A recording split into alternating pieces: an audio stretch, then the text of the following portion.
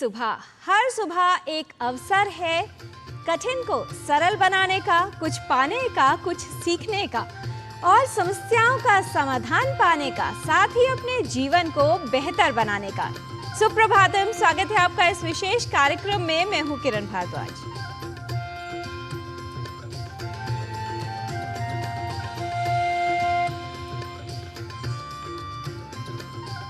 समय सभी के लिए अनमोल है, लेकिन समय के साथ एक जो दूसरा मित्र है, ये जो हमारे जीवन को अनमोल और बेहतर बनाता है, वो है संयम।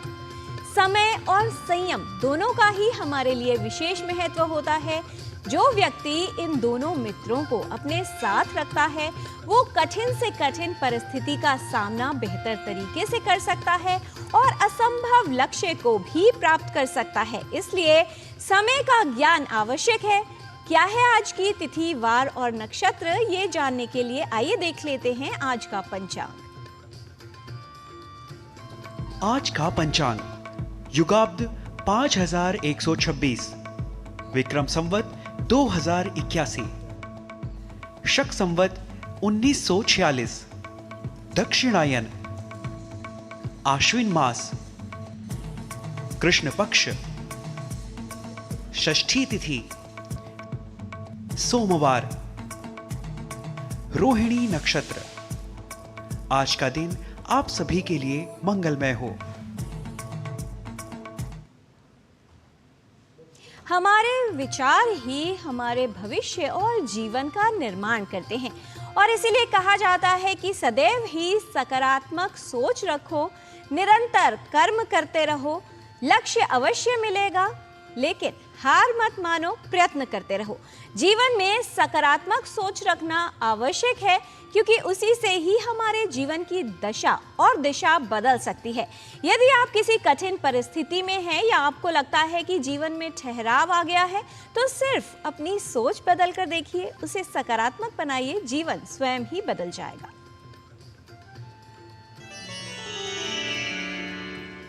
दिवसेनैव तत्कुर्यात् येन रात्रौ सुखं वसेत्, यावत् जीवं च तत्कुर्यात् येन प्रेत्य सुखं वसेत्।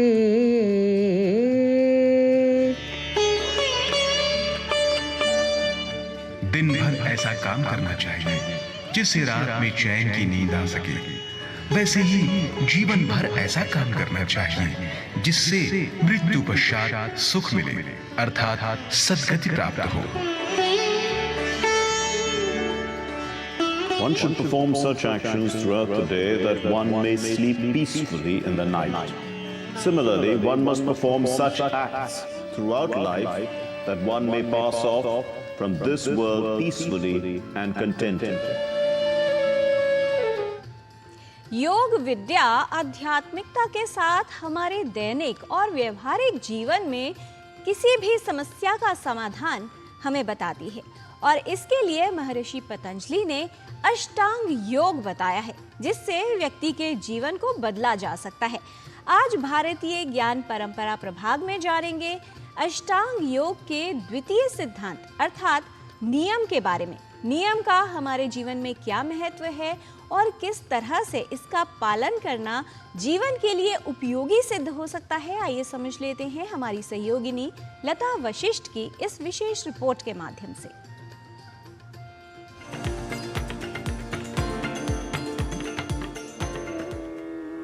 योग विद्या हमारे प्राचीन ऋषि मुनियों द्वारा खोजी गई एक अनुपम विद्या है।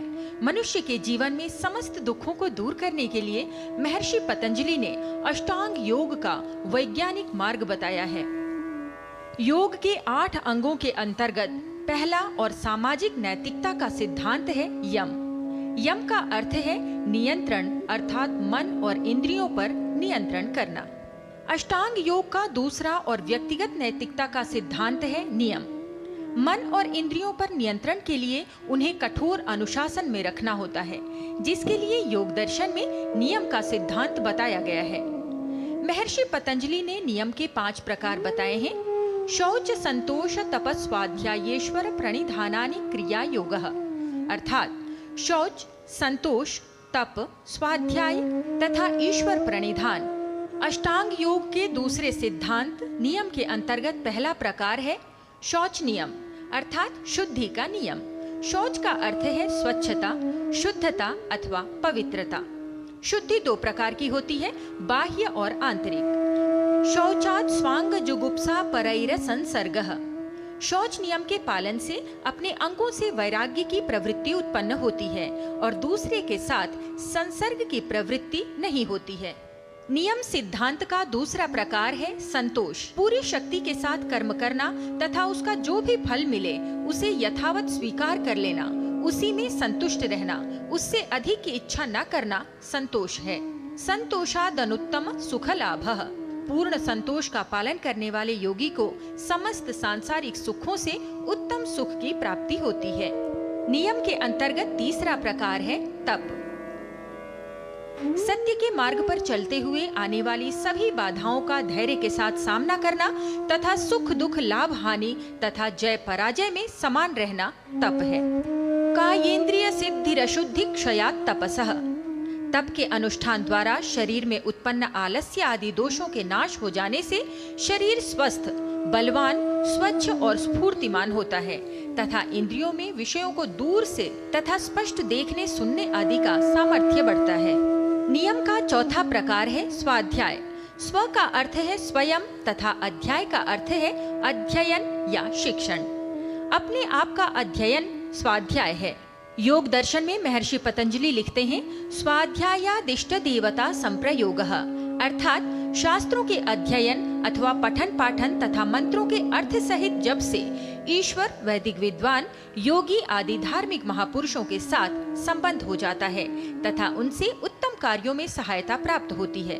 स्वाध्याय से इष्ट देव की प्राप्ति होती है। नियम का पांचवा प्रकार है ईश्वर प्रणिधान। चित्त की एकाग्रता के लिए अहंकार का परित्याग कर निर्भयता के साथ सब कुछ ईश्वर, गुरु या कर्म सिद्धांत पर समर्पित करना ही ईश्वर प्रणिधान है। समाधि सिद्धि ईश्वर प्रणिधानात्।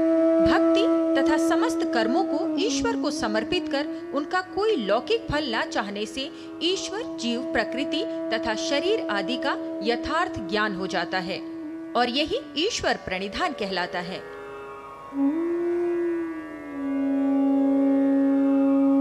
भारतीय ज्ञान परंपरा के ग्रंथ योग दर्शन में वर्णित अष्टांग योग विद्या मनुष्य के व्यवहार का वैज्ञानिक अध्ययन कर उसके आध्यात्मिक, दैनिक और सांसारिक जीवन में आने वाली संपूर्ण व्यावहारिक समस्याओं के समाधान में सहायक होती है।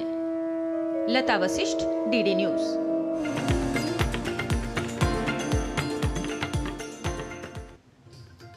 कुछ नियम स्वयं के भी होने चाहिए जीवन में, क्योंकि जो व्यक्ति अपने लिए नियम नहीं बनाता उसे दूसरों के अनुसार ही चलना पड़ता है। नियम हमारे जीवन को बेहतर बनाते हैं, वहीं रोगों से बचाव में भी सहायक होते हैं। अगर बात की जाए मधुमेह रोग की, यदि उनमें गलत आहार लिया जाता है तो उनमें ब्लड शुगर अर्थात रक्त में शर्करा की मात्रा का स्तर बढ़ सकता है।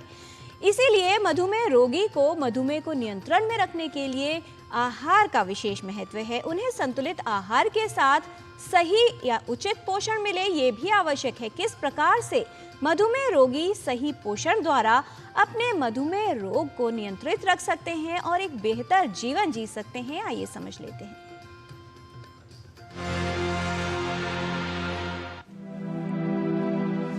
मधुमेह स्वास्थ्य के लिए एक बड़ा खतरा है। अनियमित जीवन शैली के कारण मधुमेह रोग काफी लोगों को अपनी गिरफ्त में ले रहा है।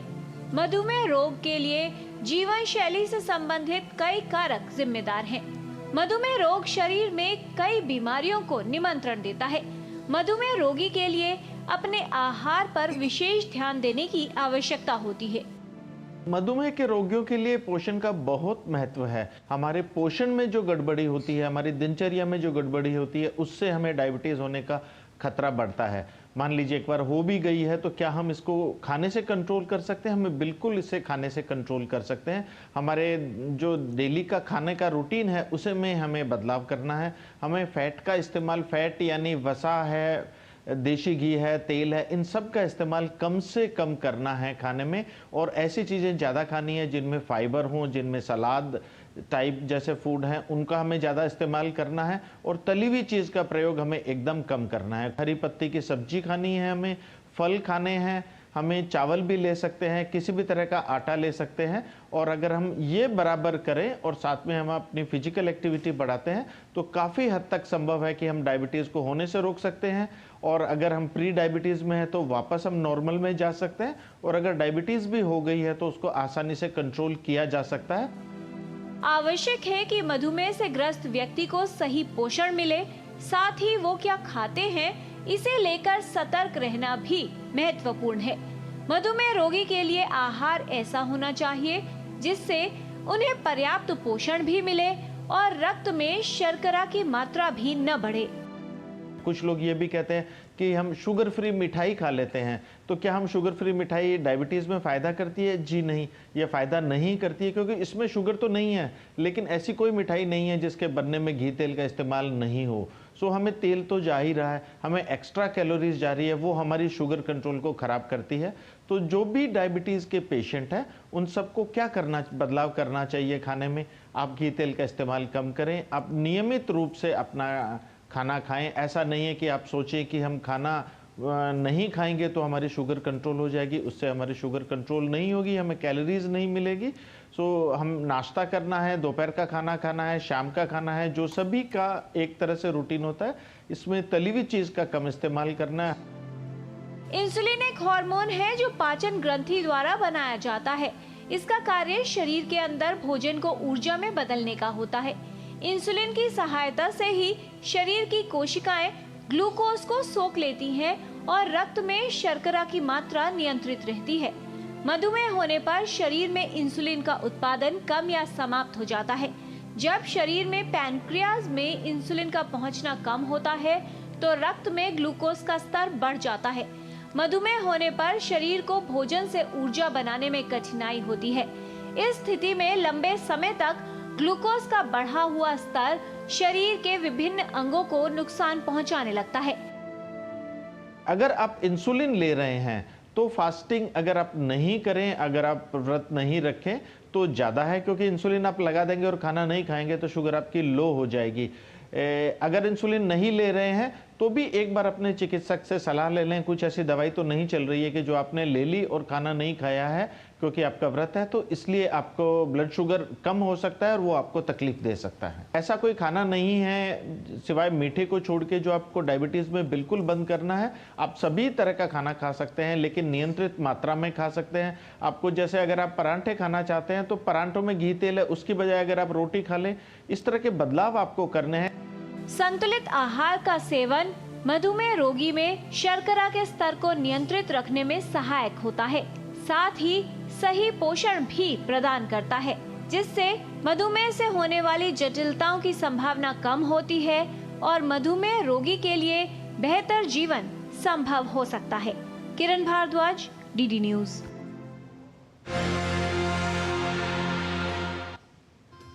सही पोषण मधुमेह रोगी में जटिलताओं की संभावना को कम कर सकता है, इसलिए नियम और संयम दोनों का ही पालन मधुमेह रोगियों को करना चाहिए, जिससे जो जटिलताएं हैं रोग की वो ना हो और उनका जीवन ठीक से चलता रहे। यहाँ पर लेते हैं एक अल्प विराम। आप देखते रहिए डीडी न्यूज़, हम जल्द लौटते हैं।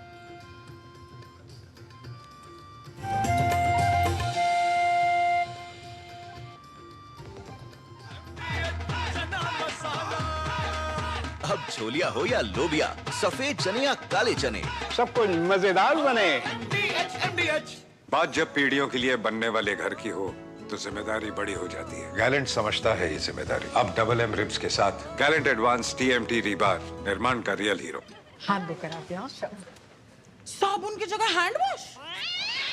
मोहन का प्रमोशन हो गया क्या? सैवलॉन हैंड वॉश तो हमारा रोज का है। सिर्फ 10 रुपए में 200 ml हैंड वॉश बनाओ। Savlon powder to gel hand wash, germ से बचाए, शान बढ़ाए। दादी के हाथों का जादू और खुशबू से महकता घर। MDH गरम मसाला, असली मसालों से भरा हूँ मैं, क्योंकि हर रिश्ता है स्वाद से जुड़ा।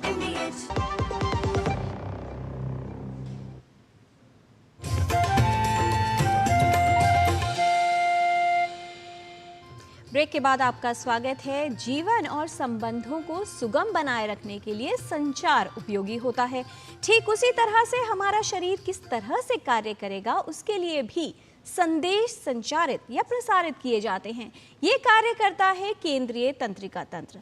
तंत्रिका तंत्र से संबंधित यदि कोई समस्या होती है तो कई तरह की क्रियाएं प्रभावित हो सकती हैं। तंत्रिका तंत्र को सशक्त बनाए रखने के लिए कौन सी योगिक क्रियाएं उपयोगी हो सकती हैं, आइए जान लेते हैं। आज का हमारा टॉपिक है आसना फॉर हेल्दी नर्वस सिस्टम। आइए जानते हैं कुछ ऐसे आसन जो हमारे नर्वस सिस्टम को मजबूत रखते हैं। पहला, तालासन, 1 foot distance in your feet. अपने हाथों से और पैरों से हम ऊपर की ओर जाएंगे, इनहेल करते हुए होल्ड करेंगे, एक्सहेल करते हुए वापस आएंगे।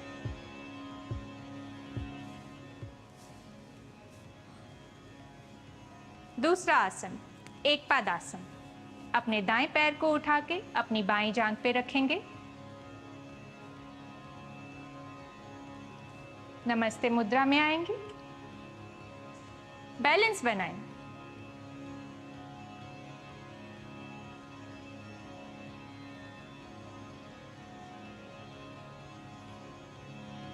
अपने हाथों की सहायता से रिलीज करें। इसी प्रकार अपने बाएं पैर को उठाएंगे अपने हाथों से, नमस्ते मुद्रा में आएंगे।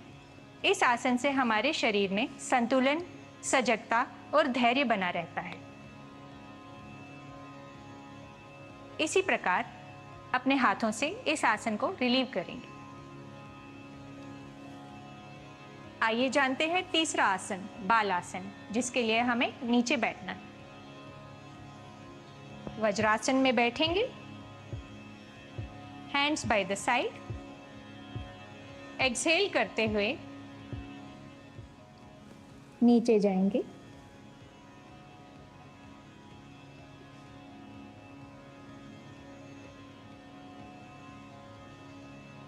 इनहेल करते हुए वापस आएंगे।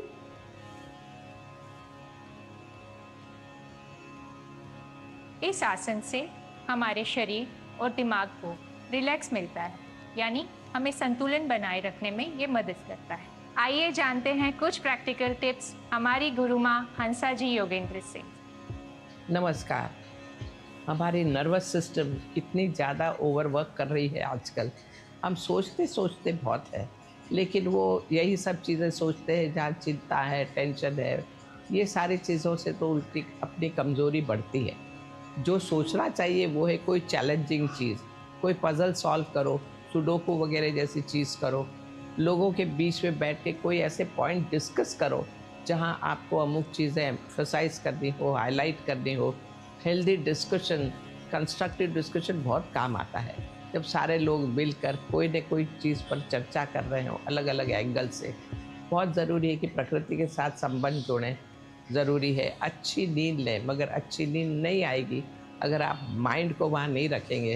तो शवासन या ये सारी जो नींद की प्रक्रियाएं हैं अच्छी तरह से करें, मन लगा के करें। हर काम को मन लगा के ही करें तो और ज़्यादा मन की स्थिति सही होगी। फोकस, जो भी काम कर रहे हैं उसमें बहुत फ़ायदा होगा। नमस्कार। अपने मस्तिष्क को जितना क्रियाशील रखा जाए उसकी उपयोगिता और योग्यता उतनी ही बढ़ती है। इसीलिए कहा जाता है कि जीवन में कुछ नया सीखते रहना चाहिए। ज्ञान उस दीपक के समान है जो अज्ञानता के अंधकार को दूर करता है और जीवन में उचित मार्ग प्रशस्त करता है, अर्थात जीवन में ज्ञान का प्रकाश फैलाता है। तो आइए संस्कृत का ज्ञान लेने के लिए चलते हैं हमारे सहयोगी नारायण दत्त मिश्र के साथ संस्कृत पाठशाला में।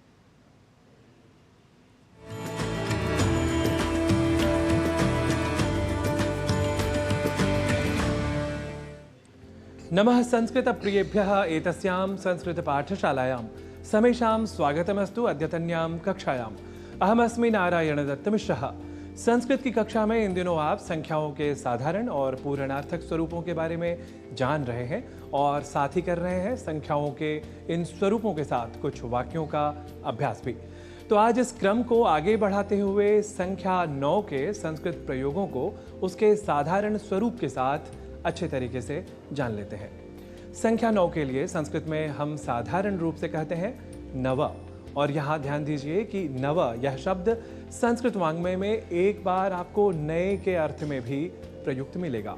यह बस ऐसी ही समानता है जैसे कनक कनकते सौगुनी मादकता अधिकाय जैसे प्रयोगों में कनक इस एक शब्द के दो अर्थों को आप जानते हैं, यानी कनक का एक अर्थ सोना या स्वर्ण और कनक का दूसरा अर्थ धतूरा यह माना जाता है।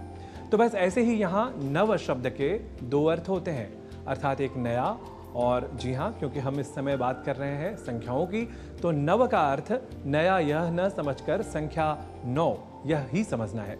तो इस 9 शब्द के पुल्लिंग, स्त्रीलिंग और नपुंसक लिंग स्वरूपों में कोई परिवर्तन नहीं होता, अर्थात सभी लिंगों में 9 के लिए संस्कृत शब्द होगा नव। यहाँ यह स्मरण रख लें कि संख्या 1 हमेशा एक वचन में होता है, जबकि संख्या 2 का हमेशा द्विवचन में ही प्रयोग होता है, जबकि संख्या 3 और उसके बाद की अन्य संख्याएं सामान्य रूप से बहुवचन में ही प्रयुक्त हुआ करती हैं। हमने सामान्य रूप से इसलिए कहा क्योंकि संख्या 3 के बाद यानी बहुवचन के रूप में समझी जाने वाली ऐसी कई संख्याएं हैं जिनका संस्कृत में बहुवचन के अतिरिक्त एक वचन में भी प्रयोग दिख जाया करता है। इस बारे में भी हम आपको यथासमय उन संख्याओं के क्रम के समय बताएंगे। तो अभी हमें यह स्मरण रखना है कि संख्या 3 के बाद की संख्याएं साधारण रूप से बहुवचन में ही प्रयुक्त हुआ करती हैं। अतः संख्या 9 भी संस्कृत में नव इस साधारण स्वरूप के साथ बहुवचन में ही प्रयुक्त हुआ करती है, यह स्पष्ट हुआ। इस तथ्य को जान लेने के बाद आइए तीनों ही लिंगों में एक समान स्वरूप वाले नव शब्द का कुछ वाक्यों के साथ प्रयोग कर लेते हैं। सबसे पहले कर लेते हैं नव इस संख्या का पुल्लिंग में वाक्य प्रयोग। देखिए, हम हिंदी में कहते हैं ज्योतिष शास्त्र में 9 ग्रह स्वीकारे जाते हैं। इसे संस्कृत में कहेंगे ज्योतिष शास्त्रे नव ग्रहाः स्वीक्रियन्ते। इसी तरह हम हिंदी में यदि कहेंगे कि कार्यालय में 9 लिपिक या टाइपिस्ट हैं, तो संस्कृत में इसका वाक्य प्रयोग होगा कार्यालये नव लिपिकाः सन्ति। यहाँ नवग्रहाः और नवलिपिकाः जैसे उदाहरणों में ग्रह और लिपिक ये 2 पुल्लिंग शब्द हैं, और इन शब्दों के पहले 9 इस संख्या का जो प्रयोग हुआ है वह भी पुल्लिंग का ही कहलाएगा। यह हमें विशेष रूप से ध्यान में रखना है। अब 9 इस संख्या का वाक्य प्रयोग स्त्रीलिंग में कर लेते हैं। जैसे हिंदी में हम कहें कि रमा के हाथ में 9 चूड़ियां हैं, इसे संस्कृत में कहेंगे रमायाः हस्ते नव कंकणाः सन्ति। ऐसे ही हिंदी में हम कहें कि मेरे मित्र के पास 9 कलमें हैं, तो इसे संस्कृत में कहेंगे मम मित्रस्य पार्श्वे नव लेखन्यः सन्ति। यहाँ नव कंकणाः और नव लेखन्यः जैसे उदाहरणों में कंकण और लेखनी ये 2 स्त्रीलिंग शब्द हैं, और इन शब्दों के पहले 9 इस संख्या का जो प्रयोग हुआ है वह भी स्त्रीलिंग का ही कहलाएगा। यह हमें विशेष रूप से ध्यान में रखना है। अब 9 इस संख्या का वाक्य प्रयोग नपुंसक लिंग में हम कुछ यूं कर सकते हैं। पहले राज दरबार में 9 रत्न हुआ करते थे, इसे संस्कृत में कहेंगे पूर्वम राजसभायाम नव रत्नानि भवन्ति स्म। राज दरबार में 9 रत्न, इसका आशय आप सभी समझ ही चुके होंगे, जहां 9 रत्न 9 विशेष गुणी व्यक्तियों के लिए प्रयोग किया जाता रहा है। अब बढ़ते हैं अगले वाक्य प्रयोग की ओर। राहुल सांकृत्यायन की 9 पुस्तकें मेरे पास हैं, इसे संस्कृत में कहेंगे राहुल सांकृत्यायनस्य नव पुस्तकानि मम पार्श्वे सन्ति। यहाँ नवरत्नानि और नव पुस्तकानि जैसे उदाहरणों में रत्न और पुस्तक ये 2 नपुंसक लिंग शब्द हैं, और इन शब्दों के पहले 9 इस संख्या का जो प्रयोग हुआ है वह भी नपुंसक लिंग का ही कहलाएगा। यह हमें विशेष रूप से ध्यान में रखना है। तो आज आप सभी संख्या 9 के साधारण संस्कृत स्वरूप से हुए परिचित। अब संस्कृत पाठशाला की अगली कक्षा में जानेंगे संख्या 9 के ही पूर्णार्थक शब्दों के संस्कृत स्वरूप के बारे में। तब तक के लिए मुझे दीजिए अनुमति। नमो नमः।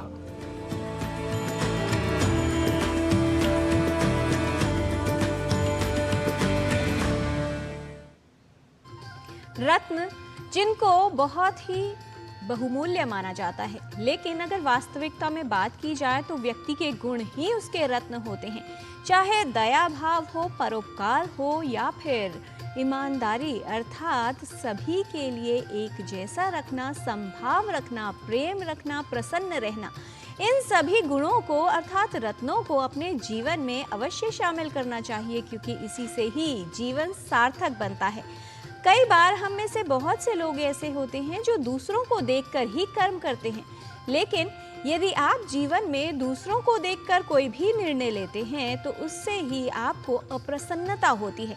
जीवन में यदि प्रसन्न रहना चाहते हैं, खुश रहना चाहते हैं और जीवन को सार्थक बनाना चाहते हैं तो अपनी परिस्थितियों के अनुसार स्वयं ही अपने जीवन के निर्णय लेना शुरू कर दीजिए। जीवन में गतिशील रहिए और दूसरों के सत्कर्म के लिए कार्य करते रहिए, क्योंकि यही वो पूंजी है जो आपके साथ जाती है। धन और बाकी सभी संपत्ति यहीं छूट जाता है। इसलिए आज से अपने जीवन को एक नई दिशा दें। अपने सम्मान के साथ साथ दूसरों के लिए उपयोगी बनने के लिए अपने स्वभाव में बदलाव करें। आज के कार्यक्रम में इतना ही। सुप्रभातम की पूरी टीम को दीजिए अनुमति। नमस्कार।